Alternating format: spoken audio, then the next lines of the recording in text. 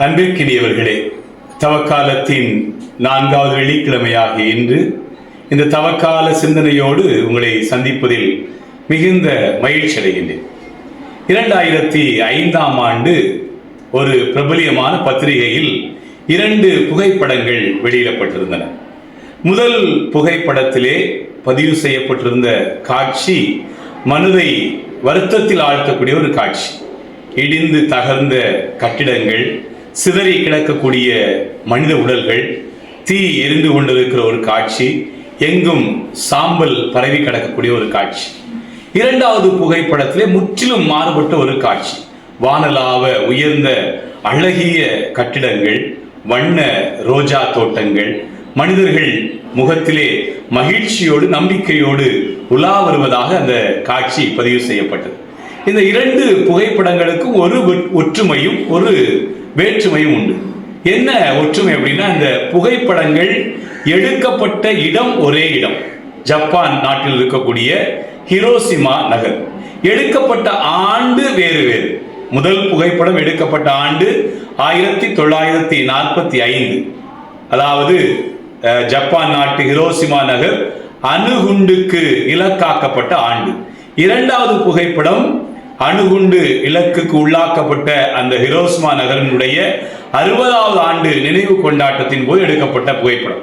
இந்த புகைப்படங்கள் சொல்லக்கூடிய காட்சி எதுவாக இருந்தாலும் அந்த புகைப்படத்தின் கீழ் பொறிக்கப்பட்டிருந்த வசனம் மிக மிக முக்கியமான ஒன்று. அதிலே இத்தகைய வசனம் ஒன்று பதிவு செய்யப்பட்டிருந்தது. உங்களால் முடியாது என்றால் ஜப்பானால் முடியாது, உங்களால் முடியும் என்றால் ஜப்பானால் முடியும்.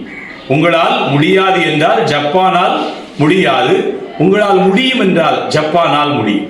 அன்புக்குள்ள இந்த தவக்காலத்துல ஆண்டவர் நமக்கு இதே செய்திதான் சொல்றார்.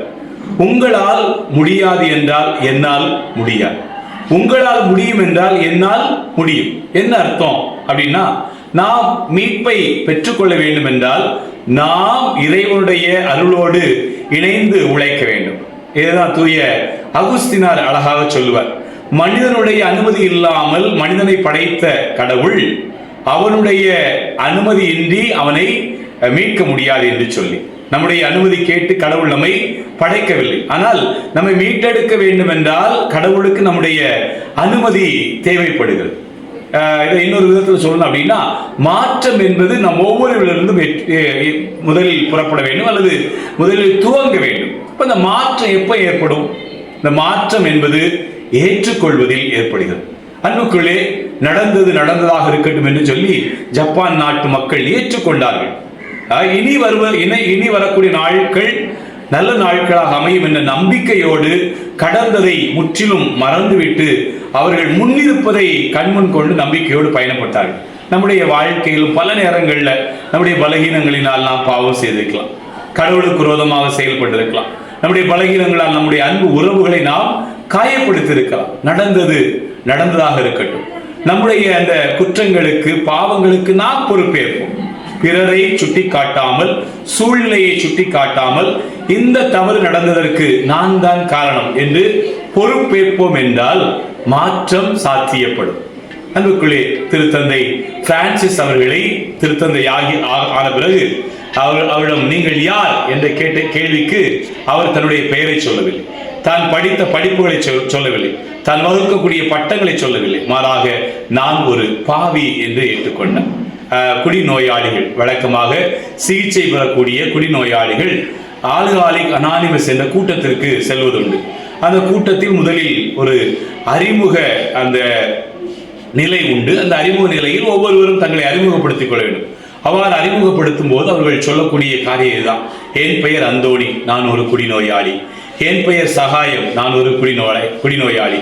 என் பெயர் ராஜேஷ், நான் ஒரு குடிநோயாளி. இந்த ஏற்றுக்கொள்ளுதல் தான் அவர்களுக்கு அந்த குடிநோயிலிருந்து முழுவதுமாக விடுதலையை கொடுக்கிறது என்று சொல்லுகிறார்.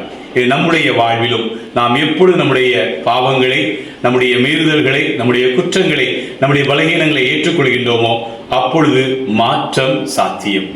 நம்மை படைத்த இறைவன் நம்முடைய அனுமதிக்காக காத்துக் கொண்டிருக்கிறார், நமக்கு வாழ்வை தருவதற்காக.